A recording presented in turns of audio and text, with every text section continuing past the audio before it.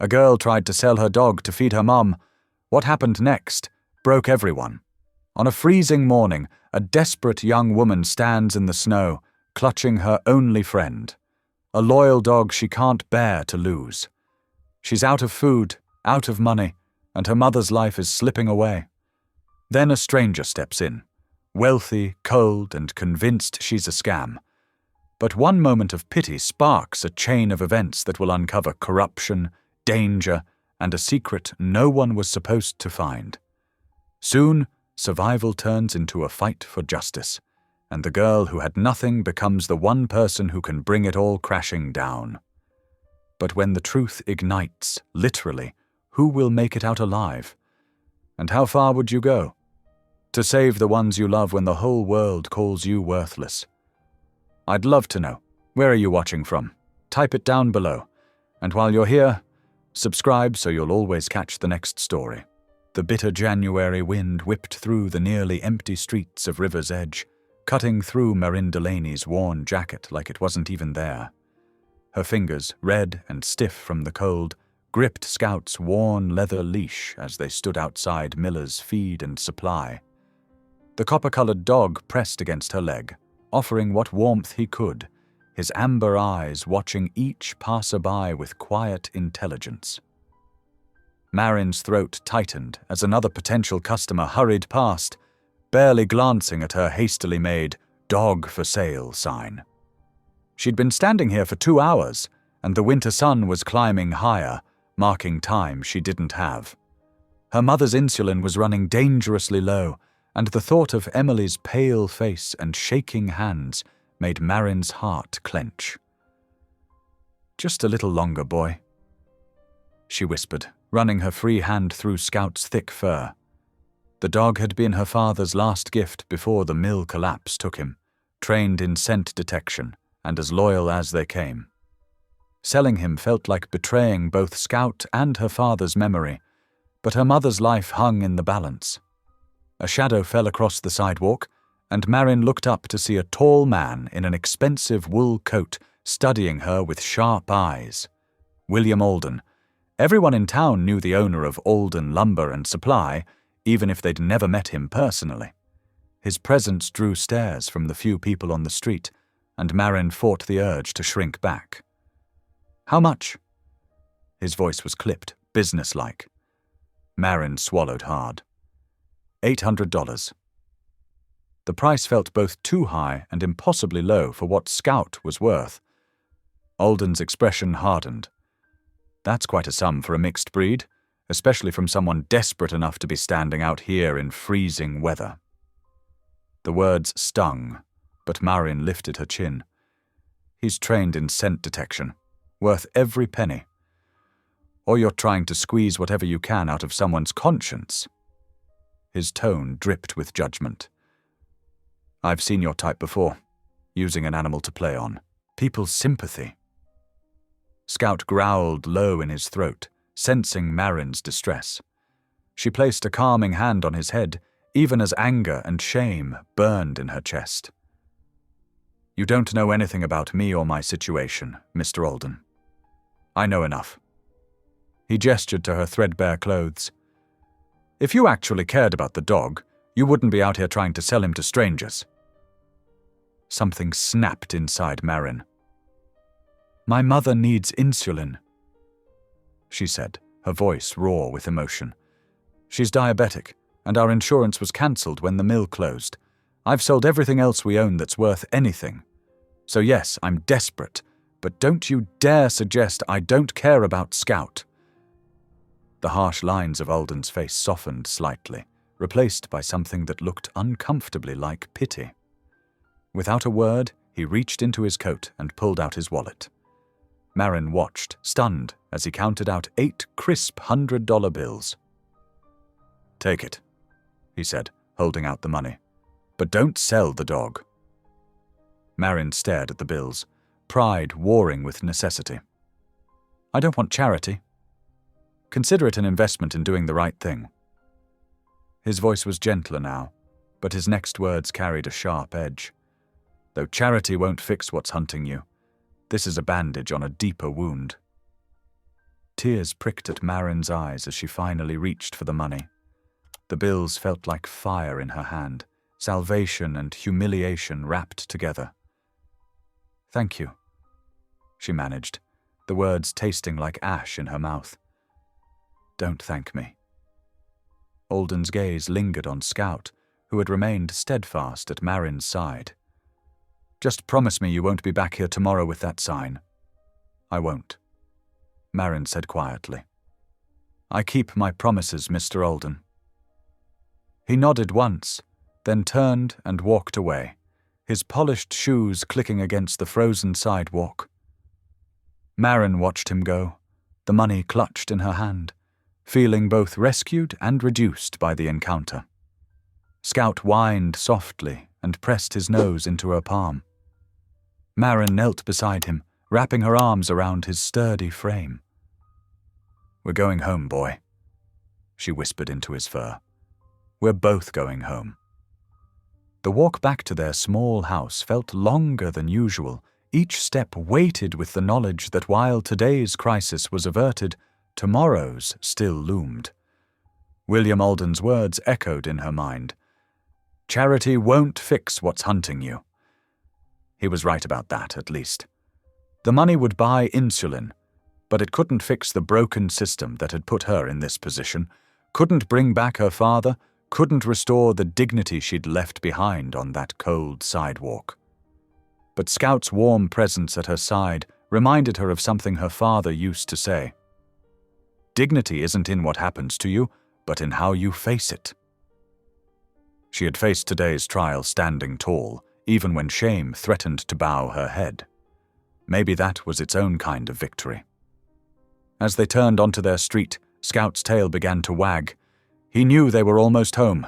Marin managed a small smile, squeezing his leash gently. They had made it through today.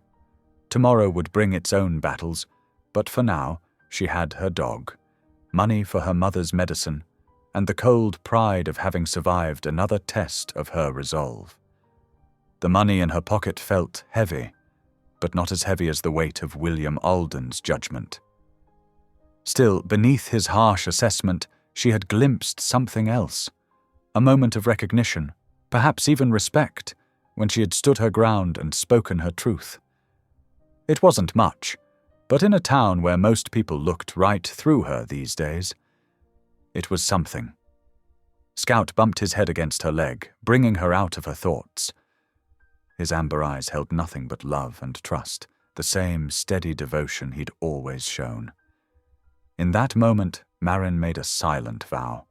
She would find a way forward that didn't require sacrificing the last pieces of her heart. She owed that much to Scout, to her father's memory, and to herself. The winter wind still bit at her face, but it no longer seemed quite as cruel. She had kept Scout, would get her mother's insulin, and had maintained her dignity in the face of both desperation and disdain. It wasn't a victory, exactly, but it was survival. And sometimes, Marin knew, survival was its own kind of triumph. Marin hurried down the slushy sidewalks, plastic grocery bags cutting into her fingers, and Scout trotting faithfully beside her. The pharmacy had taken a big chunk of the money, $340 for insulin and supplies, but she'd still managed to buy some essentials: bread, eggs, canned soup, and most importantly, a space heater. Their apartment had been freezing for days now, and her mother's health couldn't take much more of the cold. The old brick building loomed ahead, its windows clouded with frost. Even from outside, Marin could see her breath forming little clouds in the air. Her heart clenched at the thought of her mother trying to stay warm in there all morning.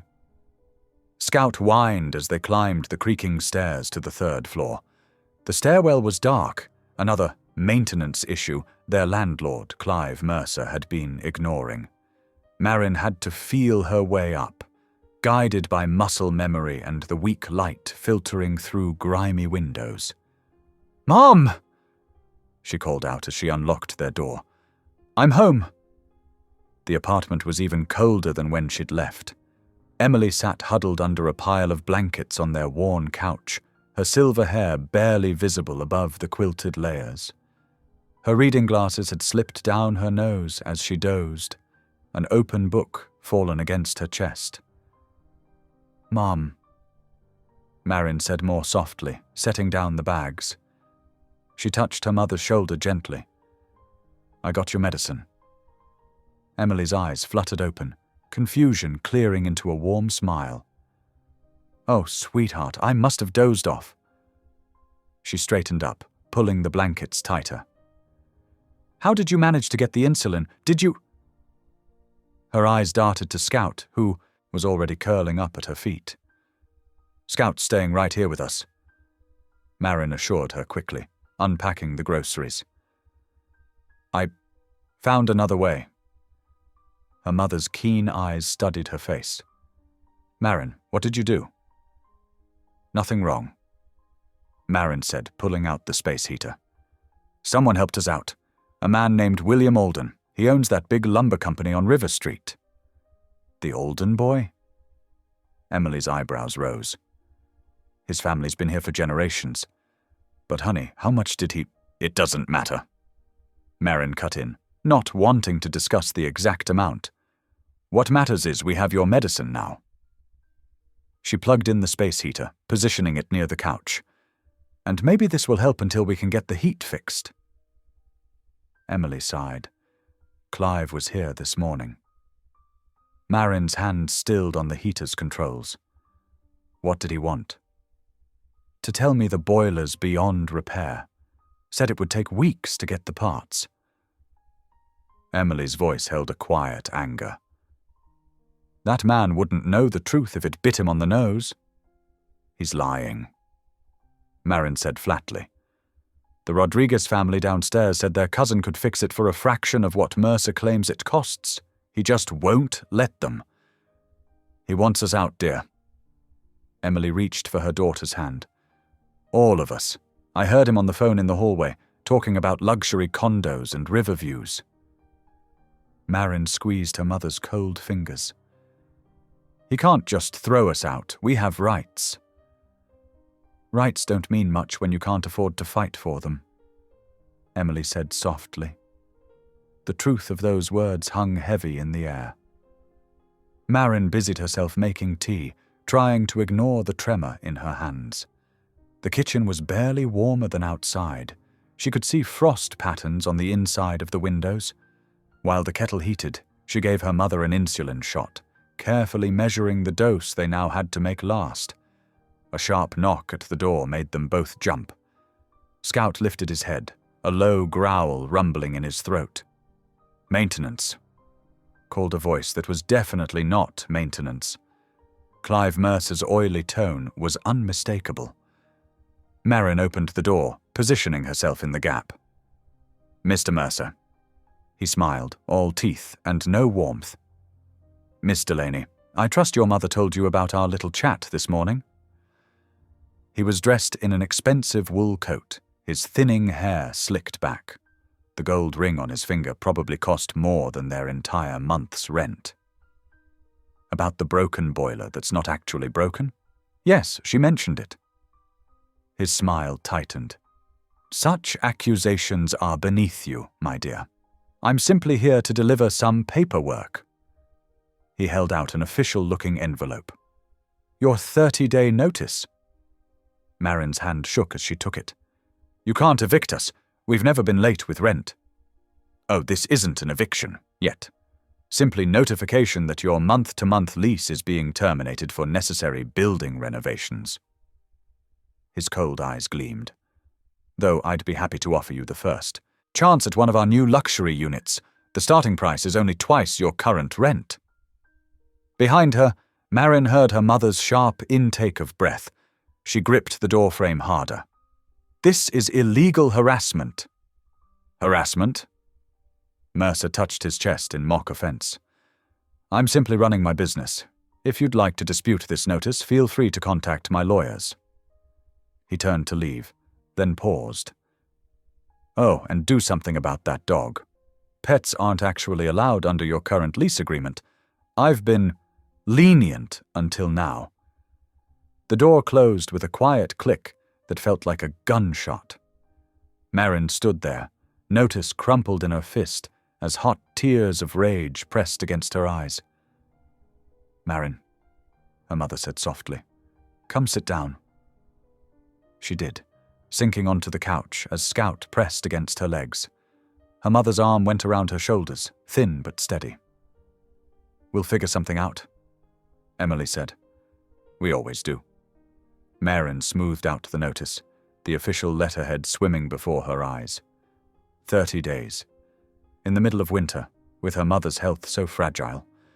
William Alden's money felt like a cruel joke now. A temporary fix that had given them false hope. For a moment, she thought about going back to him, swallowing her pride and asking for help. He clearly had the resources, and something in the way he'd looked at her suggested he might be willing to assist further. But no, she wouldn't become dependent on a stranger's charity. Her father had taught her better than that. They would find another way, even if she had to work 3 jobs to do it. The space heater hummed, pushing back the cold inch by inch. Scout rested his head on her knee, his warm weight an anchor. Her mother's hand found hers, squeezing gently. "Your father used to say that the measure of a person isn't in how many times they get knocked down," Emily murmured, "but in how many times they get back up." Marin finished. The familiar words steadied her. "I know, Mom, and we're still standing." Outside, snow began to fall, dusting the windowsills with white.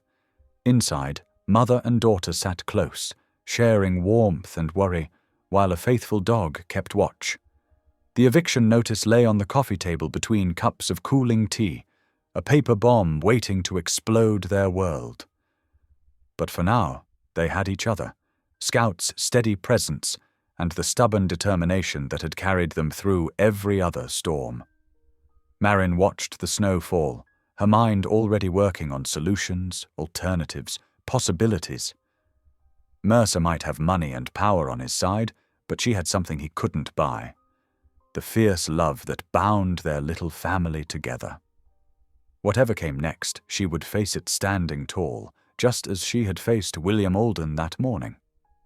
Some things were worth more than pride, but dignity, she was learning, was priceless.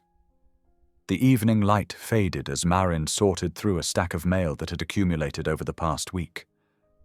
Her fingers trembled slightly as she opened an official-looking envelope from their insurance company. The words on the page made her stomach drop. "Notice of policy cancellation. Failure to submit required documentation." She read the letter 3 times, trying to make sense of it. They'd never missed a payment. Every form had been filed on time. She'd handled it all herself, meticulously, just as she did with all their paperwork. "This has to be a mistake," she muttered, reaching for her phone to call the insurance company. After 20 minutes of automated menus and transfers, she finally reached a representative. "I'm sorry, Ms. Delaney, but according to our records, we sent multiple requests for updated information that were never returned," the woman said, her voice professionally detached. "That's impossible. I never received any requests," Marin insisted, her voice rising. "My mother needs her medication. We can't afford a gap in coverage." "The notices were sent to your property management office, as per the agreement in your lease. They should have forwarded them to you." The pieces clicked into place. Mercer. Of course it was Mercer. "Thank you," Marin said tightly, ending the call. She grabbed her coat, her movements sharp with anger. "Mom, I need to go to the management office. I'll be back soon." Emily looked up from her crossword puzzle, concern etching her tired face. "What's wrong?" "Just another mix-up that needs fixing," Marin replied, trying to keep her voice steady. "Scout, stay with Mom." The walk to the management office took 5 minutes, each step fueling her anger. The office was housed in a renovated Victorian at the edge of the property, its pristine condition a stark contrast to the neglected apartment buildings it oversaw. A bell chimed as she pushed open the door. The reception area was empty, but she could hear voices from Mercer's private office. Without waiting for an invitation, she strode down the hall and threw open the door. Clive Mercer sat behind his massive desk, phone to his ear. He held up one manicured finger, signaling her to wait, but Marin wasn't having it.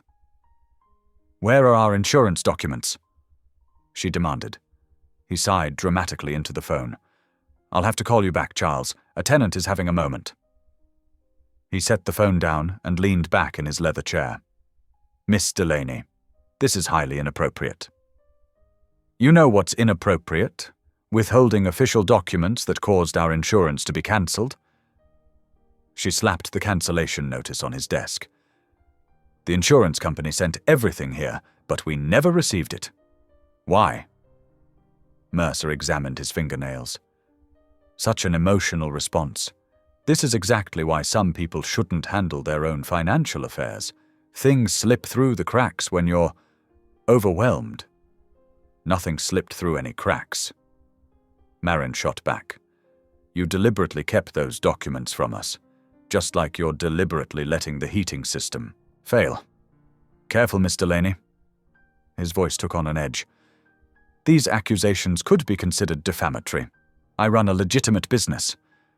"Then show me the documents. Prove they were delivered to us." He opened a drawer and made a show of rifling through files. "Oh dear, it seems those particular records are misplaced. How unfortunate. But given that you're vacating the premises soon anyway, perhaps this is for the best. We have 30 days.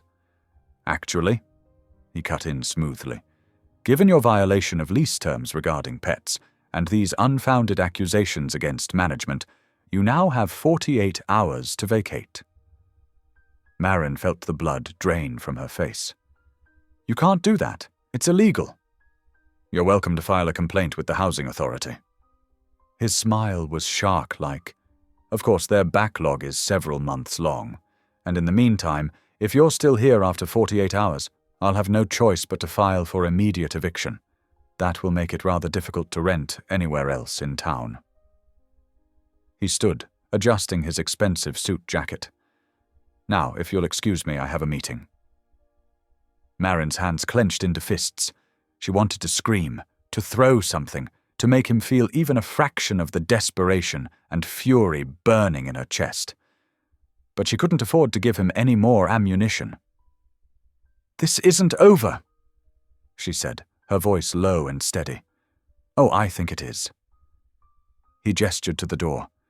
"Do try to keep things professional, Miss Delaney. All this emotion, it's not good for your health, or your mother's." The threat in his words was barely veiled. Marin turned and walked out, her back straight, her steps measured. It wasn't until she was outside that she allowed herself to shake. This wasn't bad luck. This wasn't bureaucratic incompetence. This was calculated cruelty, a systematic effort to force them out so Mercer could renovate and double the rent. He probably had similar schemes running against every tenant in the building. She looked up at the apartment complex, at the windows where families like hers were trying to hold on to their homes. Mercer had money, influence, and the patience to wage a war of attrition against people who could barely afford to fight back. But he had underestimated her. Her father hadn't raised her to back down from bullies, no matter how powerful they seemed. She would find a way to protect her mother, to expose Mercer's schemes, to fight back. Not just for them, but for everyone else he was trying to crush under his expensive shoes. The winter wind cut through her coat, but she barely felt it. The cold fury in her chest burned hotter than any heater Mercer could control. He thought he could manipulate them into submission, wear them down with one unfortunate incident after another until they broke. She pulled out her phone and began taking pictures of the building, documenting every broken window, every safety violation, every bit of evidence she could find. Mercer might have power, but she had something he didn't expect. The stubborn determination of someone with nothing left to lose. She walked back to their apartment, her mind racing with plans. They had 48 hours. It wasn't much time, but it would have to be enough. She couldn't let her mother see how worried she was. The stress would only make her health worse. Instead, she would channel this anger into action. Scout greeted her at the door, his tail wagging hopefully. She scratched behind his ears, drawing comfort from his steady presence. Her mother looked up from her chair, and Marin forced a smile. "Everything okay?" Emily asked. "It will be," Marin promised, and she meant it. She didn't know how yet, but she would find a way. Mercer had made a critical mistake in showing his hand so clearly. Now she knew exactly what they were up against. And knowledge, even painful knowledge, was power. She hung up her coat and went to make tea, her movements precise and controlled. The water boiled, steam rising like her determination. Mercer thought he could bully them into submission, but he didn't understand what he was dealing with. She was her father's daughter, and she would not be broken. William Alden stood at his office window, watching snowflakes drift past the warm glow of streetlights. The sun had set hours ago, but he couldn't shake the image of that woman and her dog from his mind. His hasty judgment and cruel words haunted him like persistent shadows. He ran a hand through his hair, catching his reflection in the window glass. The man staring back at him looked tired, troubled. "You're being ridiculous," he muttered to himself. But was he? The way she'd stood there, dignity intact even while trying to sell her beloved pet. It reminded him so much of Sarah, his sister, in those final months before the fire. Sarah had been too proud to ask for help too. If he'd paid more attention then, noticed the signs of her struggling with rent, maybe she'd still be alive.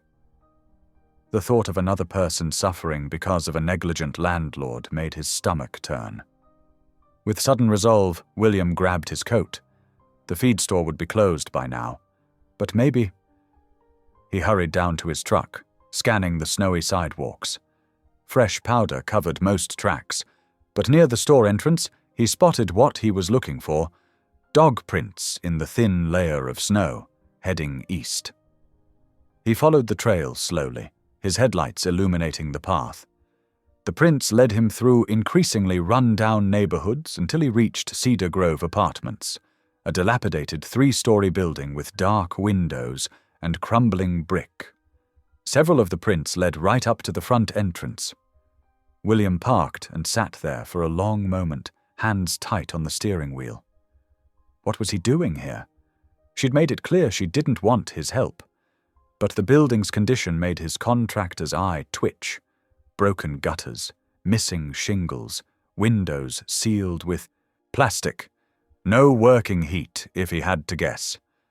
He was about to start the engine again when movement caught his eye.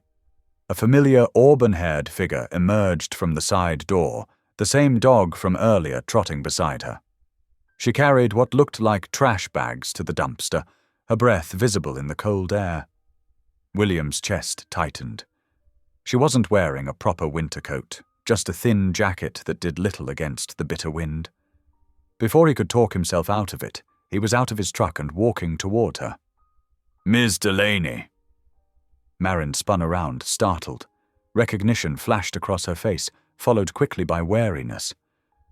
"Mr. Alden, what are you doing here?" He suddenly felt foolish.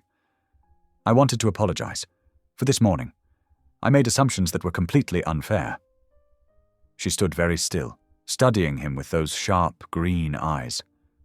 Scout wagged his tail uncertainly between them. "That's decent of you," she said finally.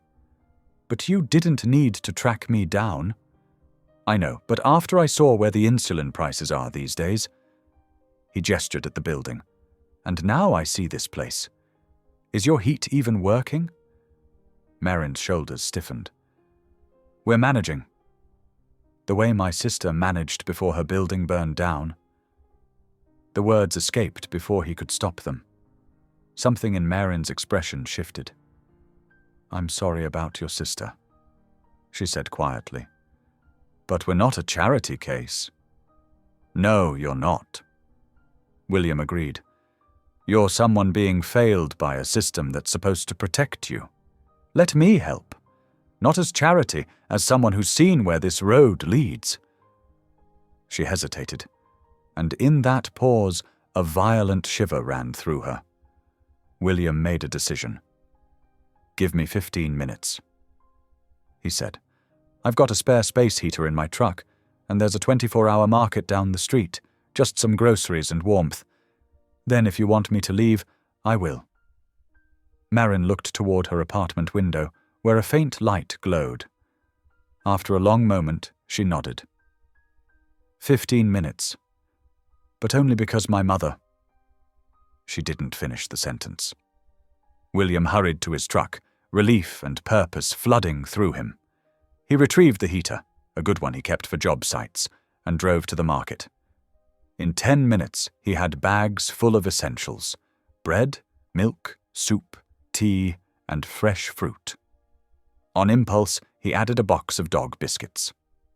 When he returned, Marin led him up creaking stairs to a second-floor apartment. The interior was clean, but desperately cold. An elderly woman sat bundled in blankets near a small electric radiator that clearly wasn't up to the task. "Mum, this is Mr. Alden," Marin said carefully. "He brought us some things." "William, please," he corrected, setting down the groceries. He moved efficiently, plugging in the heater where it would do the most good. "Mrs. Delaney, I hope you don't mind me barging in like this." "Any friend of Marin's is welcome," Emily said with a warm smile that explained where her daughter got her grace under pressure. "He's not exactly—" Marin started, then stopped. She was watching William with an unreadable expression as he arranged the groceries on their small counter. "I know you said no charity," he said quietly. "But maybe we could call it neighbors helping neighbors. Sometimes pride costs more than we can afford to pay." Something flickered in Marin's eyes. Recognition, perhaps, or memory. She wrapped her arms around herself, looking between the heater already warming the room and her mother's more relaxed posture. "Thank you," she said finally. The words seemed to cost her, but they were genuine. Would you like some tea, since you're here anyway?" William recognized the olive branch for what it was. "Tea would be nice," he said, and settled into a chair while Marin filled the kettle. Scout flopped down between them, tail thumping against the floor as if pleased with this development. As warmth slowly filled the apartment, they talked. About the building's conditions, about Emily's health struggles, about the rising costs of everything. William found himself sharing stories about Sarah, surprised by how easily they came after years of keeping them locked away. When he finally left, well past his promised 15 minutes, the apartment was warm, and Emily was dozing peacefully in her chair.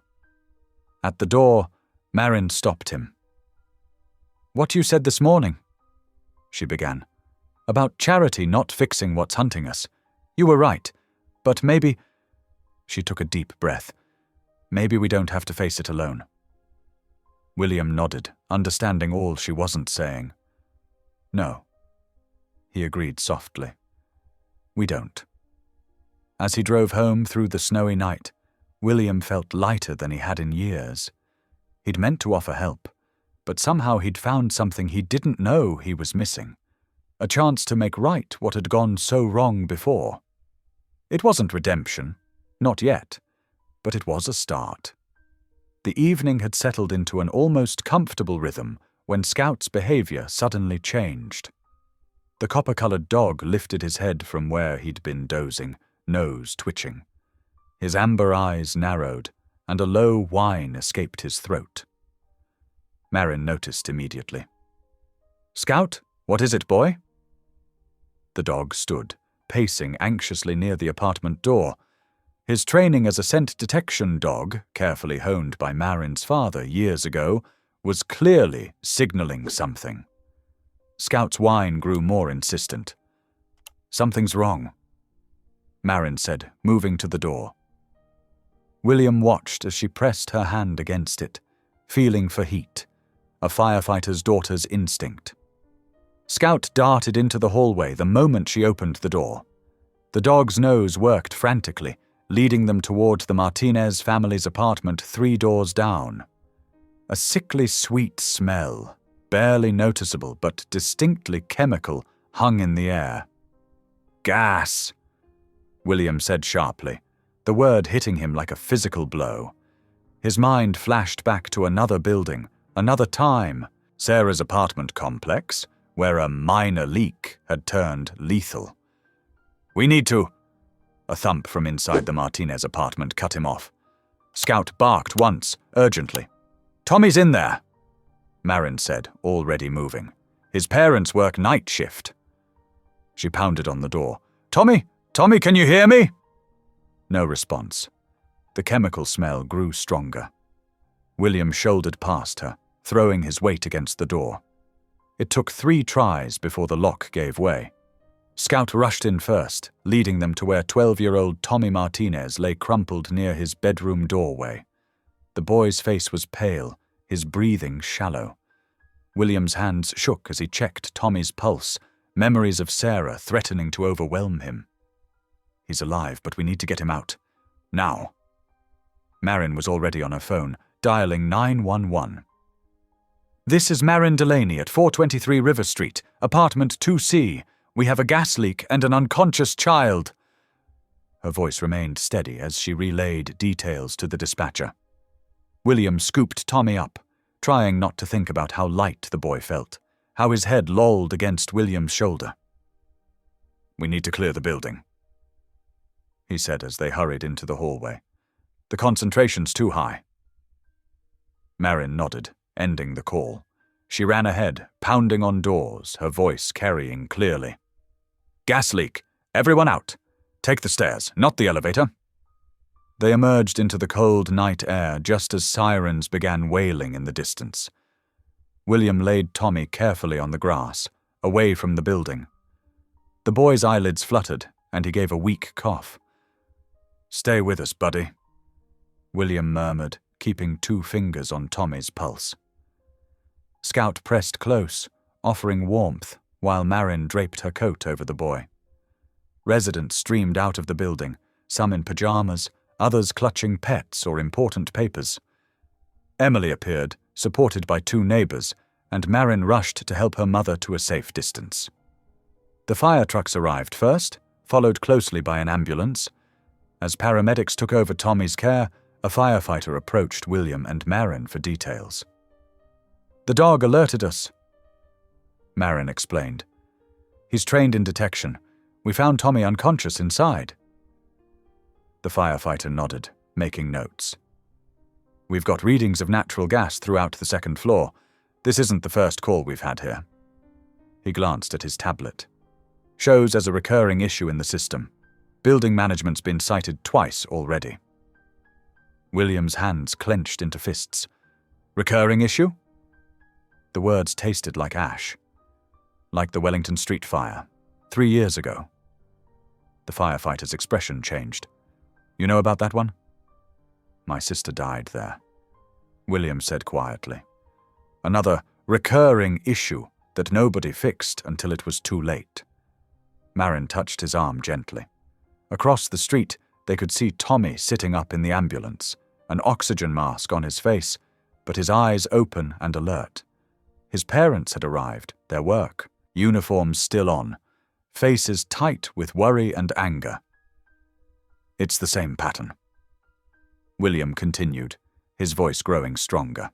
"Landlords cutting corners, ignoring maintenance, hoping nothing goes wrong until they can sell the building, playing odds with people's lives.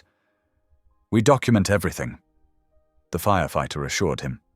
"But getting action taken, that's above my pay grade." "Not above mine," William said. He turned to Marin, seeing in her eyes the same determination he felt. This stops here. I'm not walking away this time. We're not walking away, Marin corrected him. Scout pressed against her leg, and she scratched his ears. If it wasn't for him? William nodded, watching as the firefighters continued their sweep of the building. More trucks had arrived, and the street was bathed in red and blue emergency lights. Residents huddled in groups, sharing blankets and stories, united in their brush with disaster. Your father trained him well, William said softly. Dad always said Scout had a gift. Marin's voice caught slightly. He believed in being prepared, in looking out for others. He would have been proud tonight. They stood in silence for a moment, watching the scene unfold. Tommy's mother broke away from the ambulance to hug Marin fiercely, thanking her through tears. William felt something shift inside him, the weight of old grief making room for new purpose. First thing tomorrow, he said. I'm calling every inspector and housing authority in the state. Mercer's not getting away with this. He's got friends in high places, Marin warned. So do I. William's jaw set firmly. And unlike him, I'm not afraid of the light. Every inspection report, every violation, every recurring issue, it all comes out. For Tommy, for your neighbors, for Sarah. The night air was cold, but William barely felt it. The hollow space inside him, carved by Sarah's death and filled with guilt, was transforming into something else, something stronger. Here was a chance to make things right, not just for his sister's memory, but for living, breathing people who deserved better. He looked at Marin, saw his own resolve mirrored in her green eyes. They were no longer just landlord and tenant, helper and helped. They were allies in something bigger than themselves. Scout sat alertly between them, his duty done, but his vigil unwavering. Above them, the old apartment building loomed, its windows dark, but its secrets beginning to unravel. Emergency vehicles cast moving shadows on its worn brick facade, like searching fingers finally reaching toward truth. The morning after the gas leak, William's lumber office felt like a world away from Marin's crumbling apartment building. Sunlight streamed through tall windows, warming the polished oak desk where William sat, his expression thoughtful as he watched Marin. I've been going through our books, he said, gesturing to the stack of ledgers before him. And I could use someone with attention to detail, someone who knows the difference between right and wrong. Marin shifted in her chair, her back straight despite her exhaustion. The past 24 hours had left dark circles under her eyes, but her gaze remained sharp. Mr. Alden? William, he corrected gently. William. She paused, weighing his words. If this is about last night, it's about recognizing capability when I see it. He opened one of the ledgers. You managed to keep detailed records of every maintenance request, every interaction with Mercer, even while juggling 3 part-time jobs and caring for your mother. That's the kind of organized mind I need. Marin's fingers traced the edge of her chair. I appreciate the offer, but I don't want— This isn't pity. William interrupted, his voice firm. This is business. The position is temporary, 3 months to start. Full benefits from day 1, which means health insurance for you and your mother. That made her pause.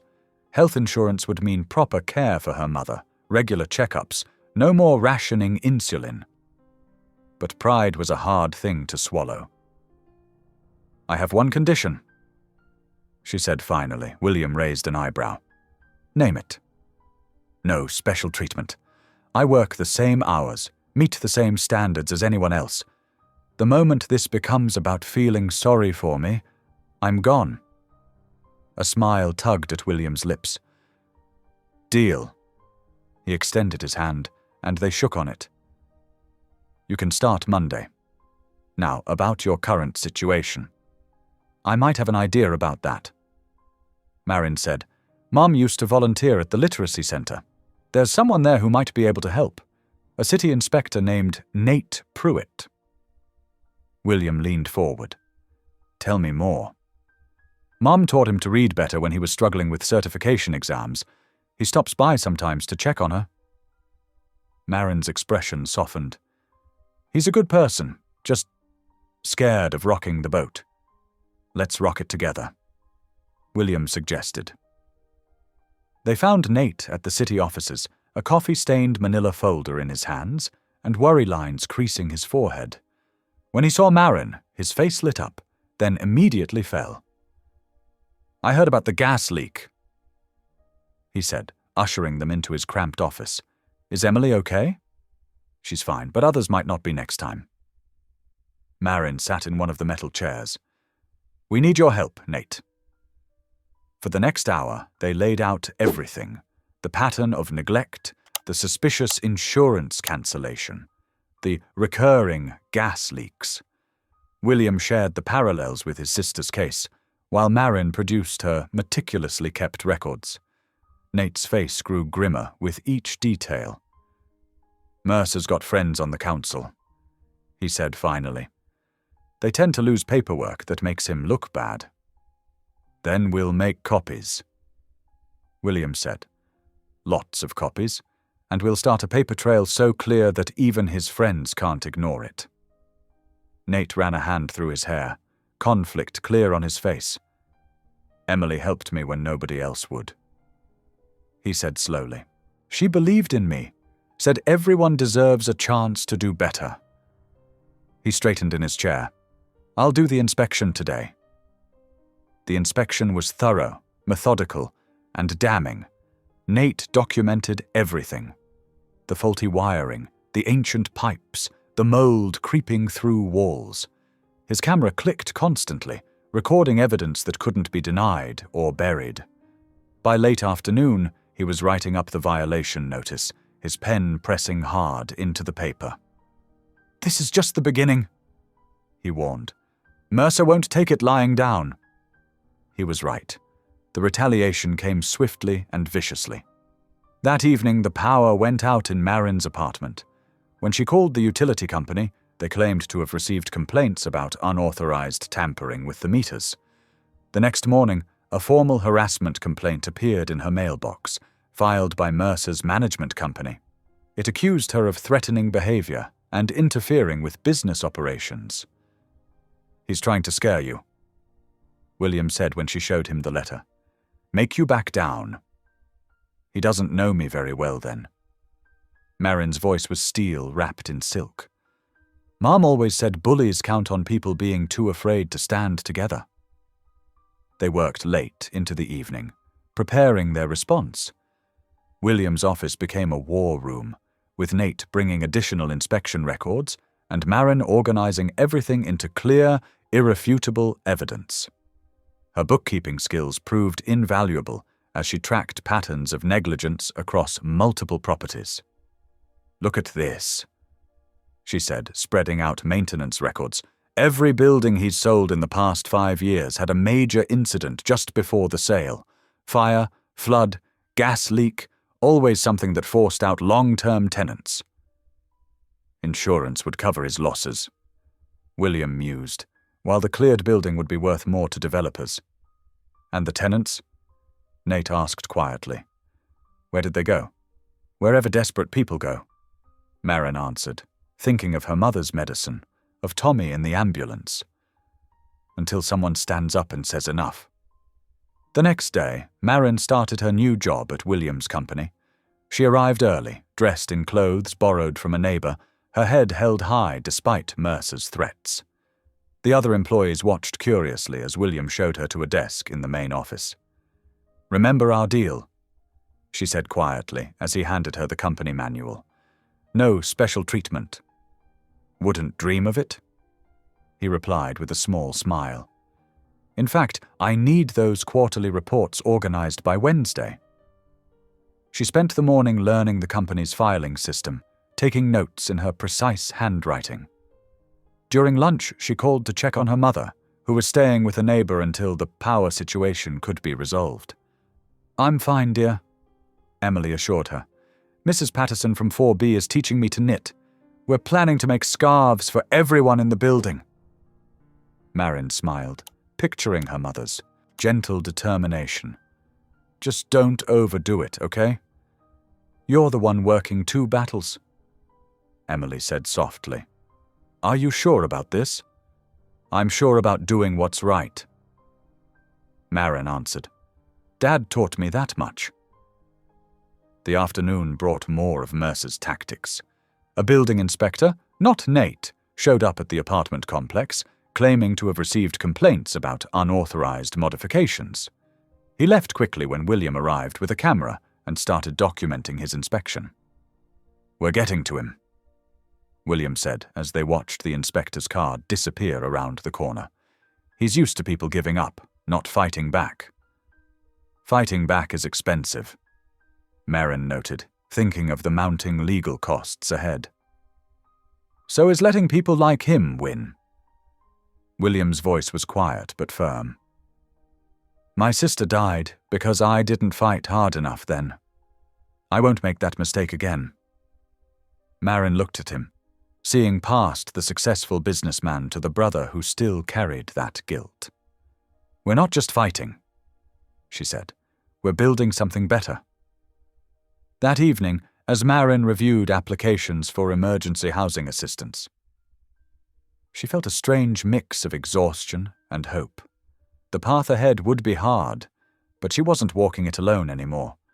She had allies now, William with his resources and determination, Nate with his insider knowledge and rekindled conscience, her mother with her unwavering faith in people's better nature.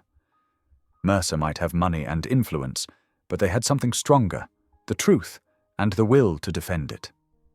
As she worked late into the night, organizing evidence and preparing their case, Marin remembered her father's words, "Justice isn't about winning fights. It's about standing up, standing together, and standing firm."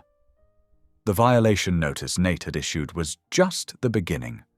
It was a crack in Mercer's facade, a first step toward exposing the rot beneath his polished exterior. He could cut their power, file false claims, and try to intimidate them, but he couldn't stop what was coming. Because this wasn't just about one building or one group of tenants anymore. It was about every person who'd ever been pushed aside by greed, every family forced out of their home by manufactured disasters, every community broken apart by corruption. As Marin finally headed home that night, she saw lights in many windows of her building, flashlights and battery-powered lamps glowing in defiance of Mercer's darkness. Somewhere inside, her mother was probably still knitting with Mrs. Patterson, their quiet resistance taking shape one stitch at a time. The sight strengthened her resolve. Tomorrow would bring new challenges, new threats, new attempts to break their spirit. But tonight, in windows throughout the building, hope burned brighter than fear. The morning light filtered weakly through the grimy windows of Marin's temporary workspace at Williams Lumber Company. She traced her finger down another column of numbers, frowning at the pattern emerging. Something wasn't adding up in the city's building inspection records. "Look at this!" she called to William, who stood examining blueprints at a nearby drafting table. Every time Mercer filed for renovation permits, the same inspector signed off, even when he was supposedly on vacation. William leaned over her shoulder, his expression hardening as he studied the documents. "Carl Henderson. I know him. He's been working the downtown district for 15 years. And somehow he's managed to inspect buildings while in Florida?" Marin pointed to the dates. "These signatures can't all be real." Before William could respond, his office phone rang. His secretary's voice crackled over the intercom. "Mr. Alden, the bank's on line 1. They say it's urgent."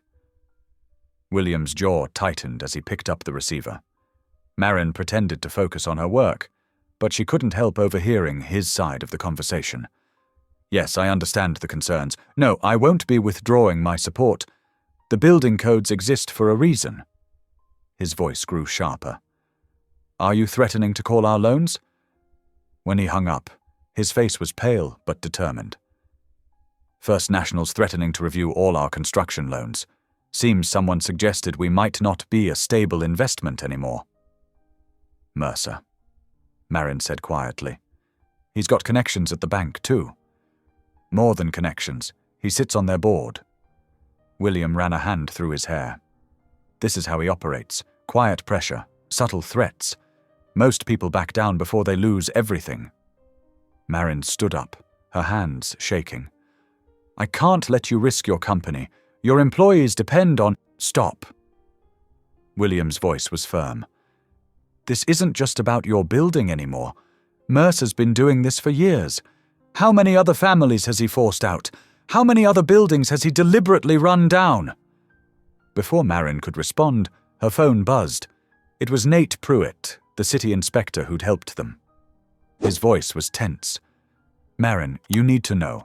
They're transferring me to the South District, effective immediately." "They can't do that," Marin protested. "You've worked downtown for a decade." "They can, and they did." Nate sounded exhausted.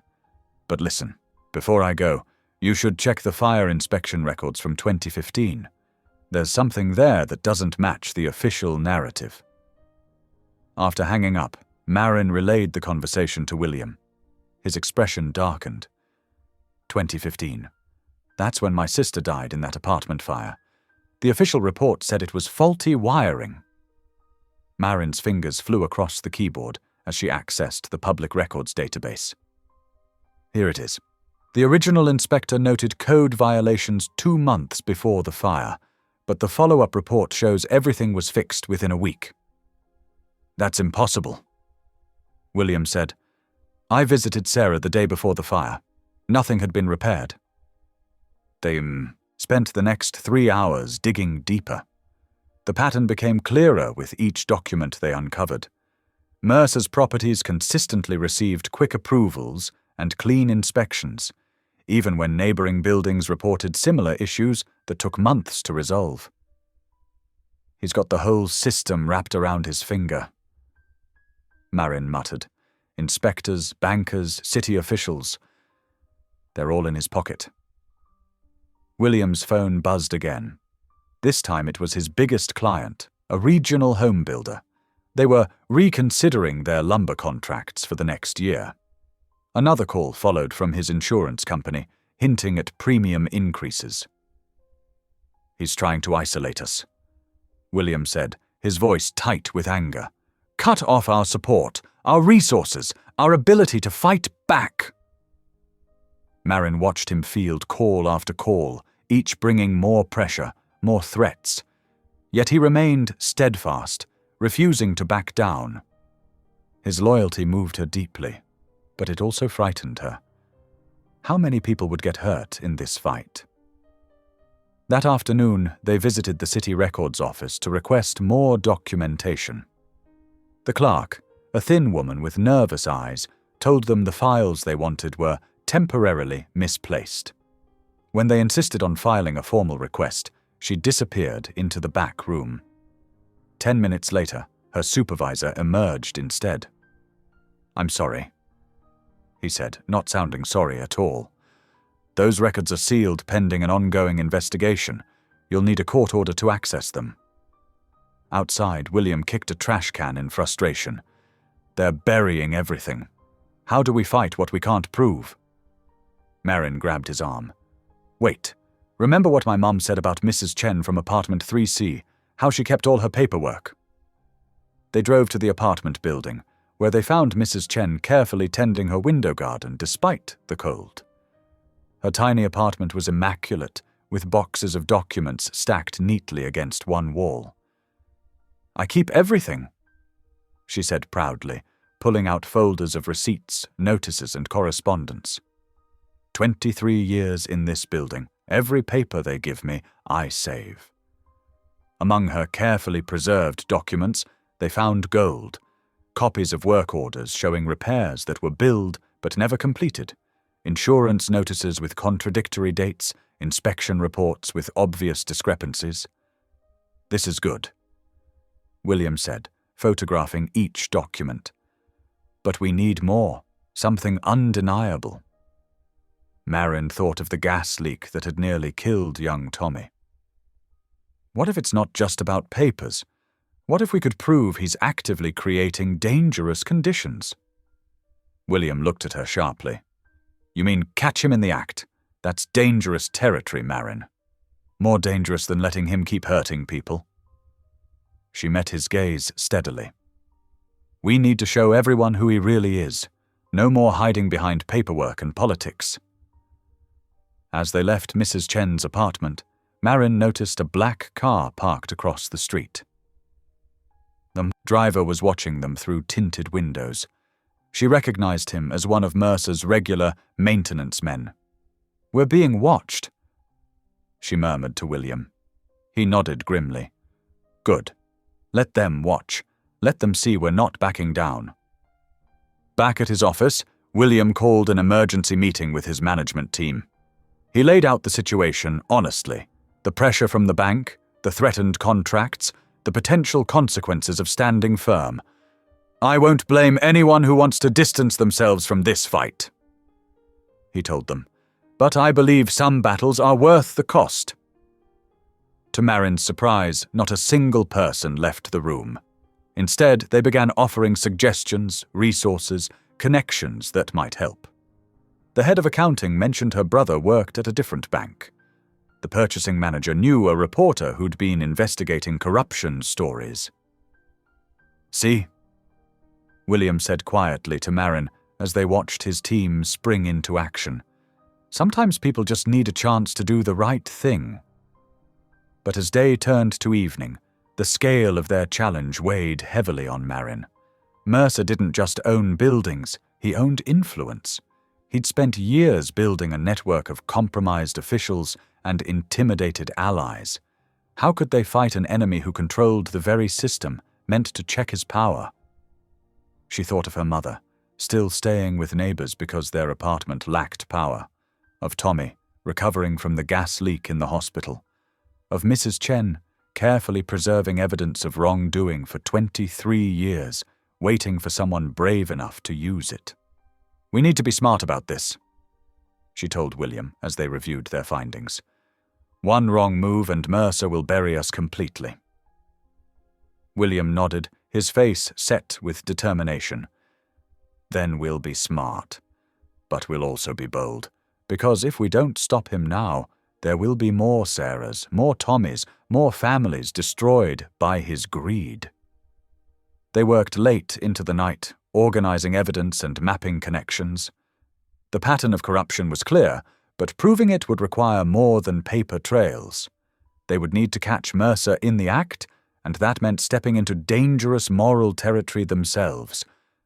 As Marin stared at the web of relationships they'd mapped on William's office wall, she felt the weight of what lay ahead.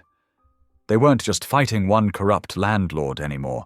They were challenging an entire system built on money, influence, and the expectation that ordinary people would always back down when pressed hard enough. But as she looked at William, still working despite the risks to everything he'd built, she felt a surge of determination. Sometimes the biggest battles chose you, and all you could do was fight them with everything you had. The acrid smell hit Marin's nostrils before she even opened the door to her apartment building. Scout, padding beside her, suddenly went rigid. His copper-colored fur bristled, and, his nose lifted high in the air, without warning, he bolted up the stairs, taking them two at a time. "Scout, wait!" Marin called, hurrying after him. The dog stopped at the third floor, pawing frantically at Mrs. Peterson's door. His behavior was eerily familiar. Marin had seen this before, but when? Her mind raced as she knocked on the door. "Mrs. Peterson, are you okay in there?" No answer. The smell was stronger here, making Marin's eyes water. She tried the handle, locked. Scout whined urgently, scratching at the bottom of the door. Something clicked in Marin's memory. Years ago, her father working with Scout in their backyard, hiding small canisters, praising the dog when he found them. "Good boy," he'd say. "Find the gas, Scout. Find it." "Oh my God," Marin whispered. She pulled out her phone and dialed 911 while pounding on the door. "Mrs. Peterson." A weak voice responded from inside. "Marin? I don't feel well." The emergency operator answered, and Marin quickly reported the suspected gas leak. Within minutes, firefighters arrived, breaking down the door to find Mrs. Peterson semi-conscious on her kitchen floor. A faulty connection in her stove had been slowly filling her apartment with natural gas. As the paramedics took Mrs. Peterson away, Marin sat on the stairs, Scout's head in her lap. Her hands trembled as memories flooded back. Her father spending hours training Scout when he was just a puppy, teaching him to detect different gases, rewarding him with treats and endless praise. "I can't believe I forgot," she murmured, scratching behind Scout's ears.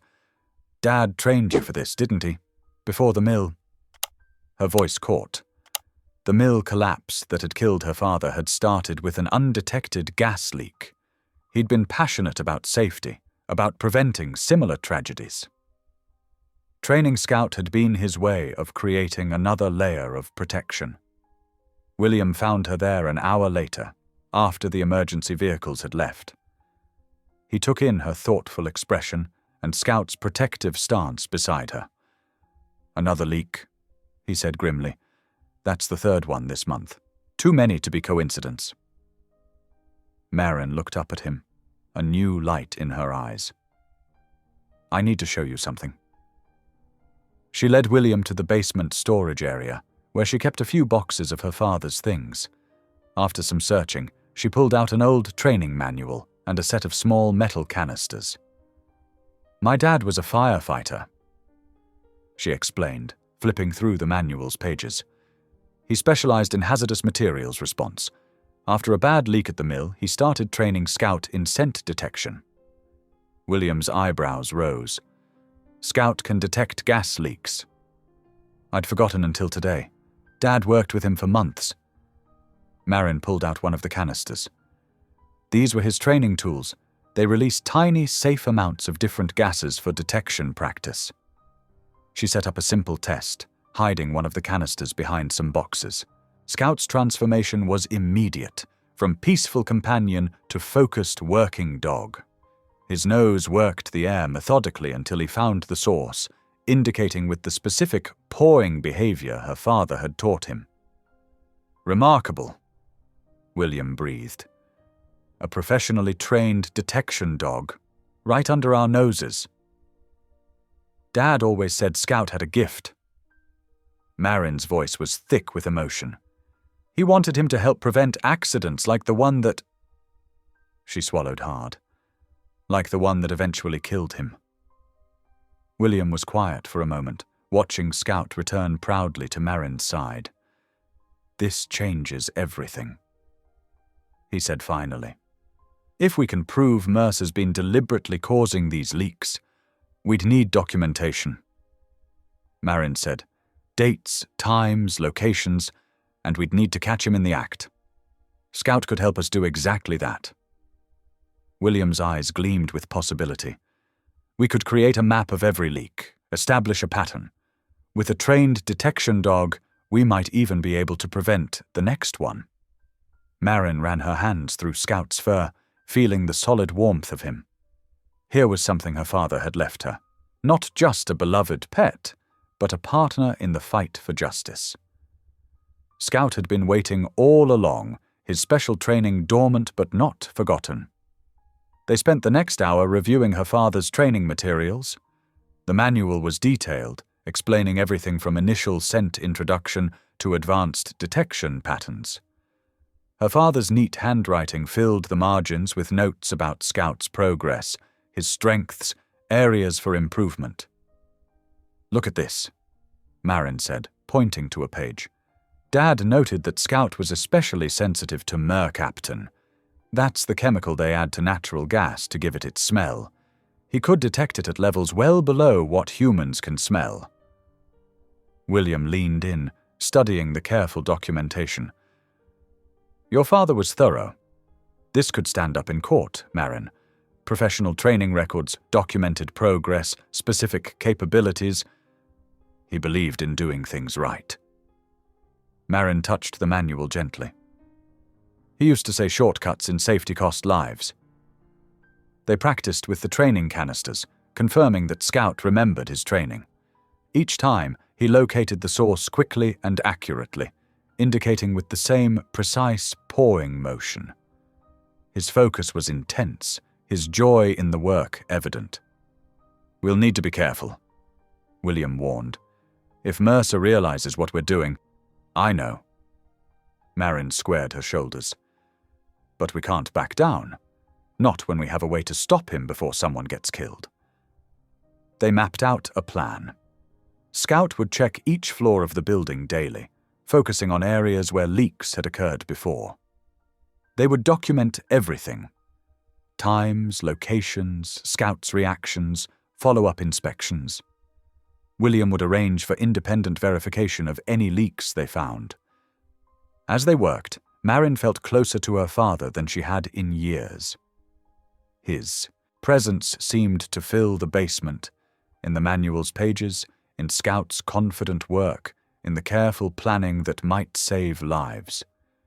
He'd given her more than memories.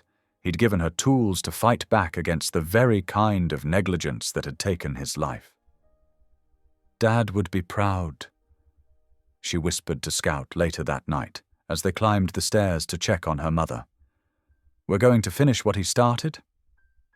Scout pressed against her leg, solid and sure. In his amber eyes, Marin saw the same dedication she remembered in her father's, the unwavering commitment to protecting others, no matter the cost. Her father's legacy lived on, not just in memories or mementos, but in action and purpose. For the first time since the eviction notice appeared, Marin felt real hope. They had evidence building, allies growing stronger, and now a secret weapon even Mercer couldn't anticipate. Her father had always said that light eventually finds its way through every crack. Maybe this was what he meant, truth and justice working their way through the darkness, one careful step at a time. William sat at his desk, surrounded by stacks of purchase orders and contractor records. His eyes were tired from hours of scrutinizing paperwork, but determination kept him focused. The pattern was there. He just had to prove it. "Look at this," he said, spreading several documents across his desk as Marin leaned in. Every single one of Mercer's renovated properties used the same contractor, Apex Building Solutions, and every time they installed the same type of substandard gas lines. Marin studied the papers, her jaw tight. "Those pipes aren't up to code, are they?" "Not even close." William tapped a finger on one of the orders. "They're using plastic piping rated for water, not gas. It deteriorates quickly when exposed to natural gas. These things are time bombs." The afternoon sun slanted through the office windows as they pieced together the evidence. Purchase orders, inspection reports, and maintenance records created a damning timeline. Each property followed the same pattern. Mercer would buy a building, hire Apex for renovations, and within months, mysterious gas leaks would force tenants to evacuate. "He's not just neglecting repairs," Marin said, her voice hard. "He's deliberately creating hazards to drive people out." William nodded grimly. "And once the building's empty, he sells it for a fortune to developers. The perfect scheme, except for the lives he's putting at risk." Marin's phone buzzed, a text from her neighbor about her mother. Emily's blood sugar had dropped again. The stress of their situation was taking its toll on her health. "Mom's not doing well," Marin said, worry creasing her forehead. "We need to move faster. I've got something that might help." William pulled out his laptop. "Nate's agreed to do an unannounced inspection tomorrow. He'll bring a team that Mercer doesn't own." They spent the next hour planning. Marin would use her phone to live stream the inspection, creating an undeniable public record. Scout would lead them to the worst spots, while Nate's team gathered official evidence. The livestream's crucial, William explained. Once it's public, Mercer can't make it disappear. His usual tricks won't work. Marin nodded, already working through the logistics. I'll set up multiple backup streams, save everything to the cloud. We'll need witnesses too, other tenants who've experienced these problems. I've got something else. William pulled out a thick folder. Financial records showing how Mercer's been paying off inspectors. Took some doing to get these, but they're authentic. They worked late into the evening, organizing evidence and coordinating with Nate. The plan was coming together, but Marin couldn't shake her worry about her mother. Between strategy sessions, she called to check on Emily. I'm fine, sweetheart, Emily insisted, though her voice was weak. Don't let me slow you down. What you're doing is too important. You're important, Mom, Marin said firmly. I'm coming home soon. William watched her end the call, concern evident in his expression. How is she? Getting weaker. Marin pressed her hands against her eyes. The cold, the stress.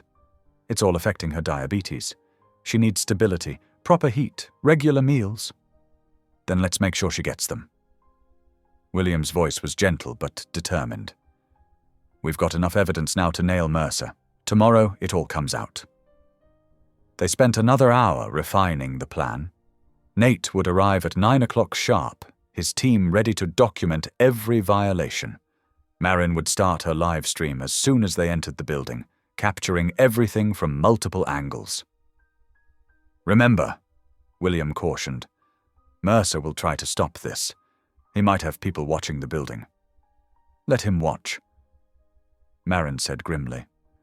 The more he tries to interfere, the more evidence we'll have. Before leaving, they double-checked their preparation. Backup batteries for phones, multiple recording devices, copies of all documentation safely stored in several locations. Nothing could be left to chance. I'll pick you up at 8:30, William said as they finished. Try to get some rest. Marin nodded, gathering her things. The weight of tomorrow's task pressed on her, but underneath the anxiety was a core of solid determination. This wasn't just about her and her mother anymore. It was about every tenant Mercer had ever exploited, every life he'd put at risk. At home, she found her mother asleep in her chair, a half-finished cup of tea cold beside her. Scout lay at her feet, alert even in rest. Marin checked Emily's blood sugar, adjusted her blanket, and sat beside her. We're going to fix this, Mom, she whispered. I promise. She spent the next hour preparing for tomorrow. Her phone was charged, apps updated, backup plans in place. She wrote detailed instructions for her neighbors, what to watch for, when to record, how to stay safe if Mercer tried anything desperate. Scout padded over, resting his head on her knee. His presence was reassuring, a reminder that she wasn't fighting alone. Her father's training had given them a weapon, William's resources had given them proof, and Nate's courage had given them official backing. Tomorrow would change everything. Either they'd expose Mercer's crimes and protect countless families, but Marin wouldn't let herself think about failure. Too much was at stake. She checked on her mother one last time before trying to sleep. Emily's breathing was steady, but her face was pale, drawn with the strain of their circumstances. Marin tucked the blanket more securely around her shoulders. Just hold on, Mom, she murmured. Just a little longer. In bed, Marin reviewed the plan again in her mind. The live stream would begin the moment Nate's team arrived. Scout would lead them to the worst violations. William would handle the media contacts, ensuring the story couldn't be buried. And she would make sure every bit of evidence was captured, preserved, and shared where Mercer couldn't touch it. Her father had taught her that justice sometimes required courage, not just the dramatic kind, but the patient, persistent courage to gather evidence, build a case, and see it through. Tomorrow would test that courage, but Marin was ready. She had to be, for her mother, for her neighbors, and for everyone else Mercer had ever tried to crush. As sleep finally came, Marin held on to that determination. Tomorrow would bring either victory or defeat, but either way she would face it, standing tall, fighting smart, and protecting those who needed her most. Just like her father had taught her, just like her mother had shown her, just like the person she had become through all of this was meant to do. The next morning dawned clear and cold. At precisely 9 o'clock, Nate arrived with his inspection team, their badges gleaming in the winter sunlight. Marin stood ready, phone steady in her hands as she began the live stream. "We're going in now to document ongoing safety violations at the Riverside Apartments," she narrated clearly, her voice stronger than she felt. William stood beside her, his presence reassuring as they followed Nate into the building. Scout led the way, his nose working constantly. They hadn't gone far when he stopped abruptly, pausing at a section of wall near the basement stairs. His behavior was unmistakable. There was a leak. "Right here," Marin said, making sure her camera captured everything. Scout is a trained detection dog, and he's indicating a gas leak in this area. The inspectors brought out their equipment, and within moments their sensors confirmed what Scout had found. "Dangerous levels," one inspector announced, marking the spot. "This needs immediate attention." They continued through the building, Scout alerting to 2 more leaks. Each time, the inspector's equipment confirmed his findings. Marin's livestream captured it all: the faulty pipes, the dangerous wiring, the black mold creeping across ceilings. William stayed close, occasionally pointing out specific violations that matched the paper trail he'd uncovered. His voice was steady as he explained each piece of evidence, connecting the dots between Mercer's cost-cutting measures and the dangers they'd created. By early afternoon, William was at the city attorney's office, delivering their complete documentation.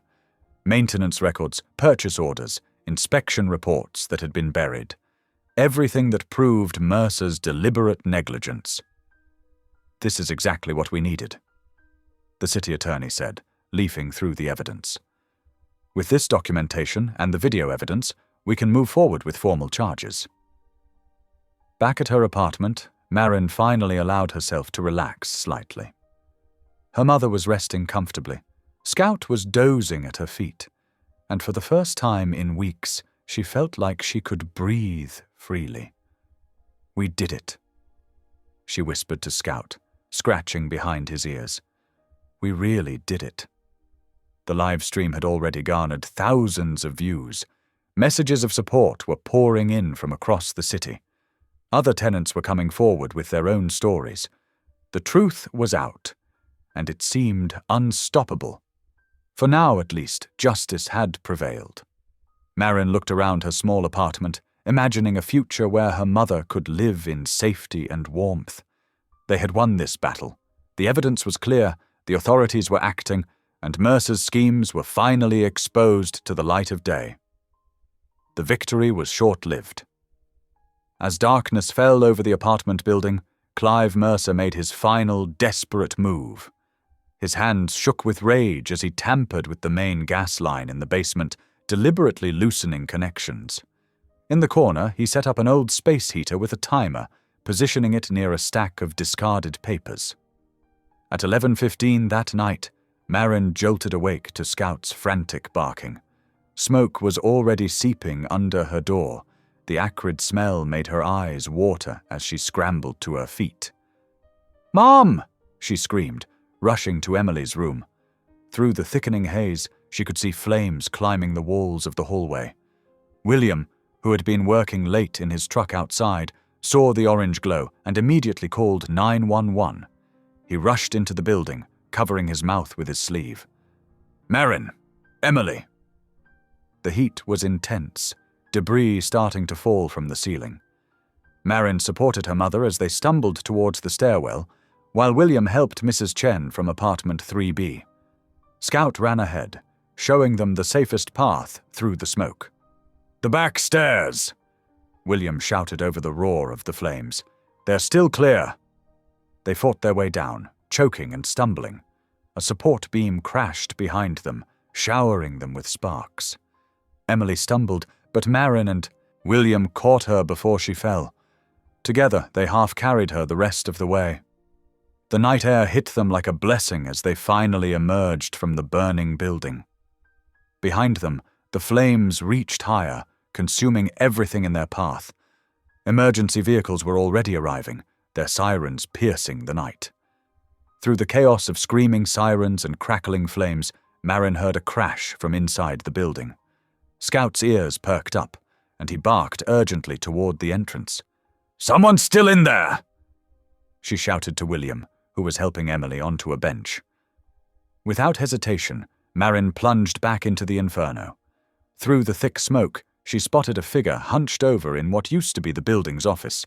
It was Clive Mercer, frantically trying to pry open a metal strongbox from behind a false wall panel. "Are you crazy? We need to get out!" Marin grabbed his arm, but he shoved her away. "My papers!" he wheezed, desperate to protect his secrets. The ceiling groaned ominously above them. Making a split-second decision, Marin yanked the strongbox from his grasp and pushed him towards the exit. "Move!" They stumbled through the burning hallway, Marin clutching the metal box that felt heavy with damning evidence. As they burst outside, Nate Pruitt was running toward them from his city vehicle. "Here!" Marin thrust the strongbox into Nate's hands, coughing from smoke inhalation. "Everything you need is in there. All the forged documents, the fake inspections, everything."